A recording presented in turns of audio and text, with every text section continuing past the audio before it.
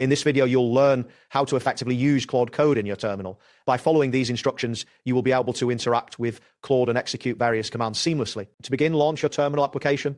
Once it is open, type the command PowerShell Claude and then press the Enter key.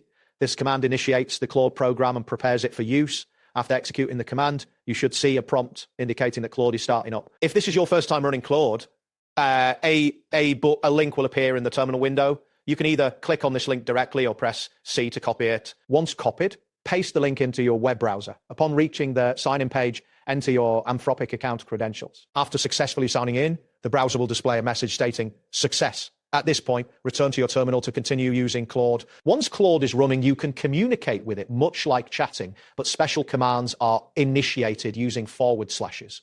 For example, typing /help will display a comprehensive list of what Claude can do. If you want to clear the chat history, use the command /clear. To minimize the conversation size and save tokens, type /compact. When you're ready to exit Claude, simply use the command /exit to return to your normal terminal prompt. In addition to chatting, you can give Claude specific tasks. For instance, if you need to correct a file, you can type fix the grammar in lesson-plan.txt.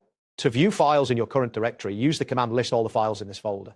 If you're looking for specific content, such as where you mentioned past tense in your notes, you can ask Claude to search for that phrase. For users on Windows 11, there are essential tips to enhance your experience. To paste text into the terminal, simply right-click or press Ctrl+V. If Claude becomes unresponsive or is executing an unwanted action, you can stop it immediately by pressing Ctrl+C.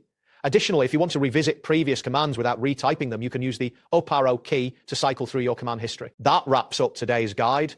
Thanks for watching and catch you in the next tutorial.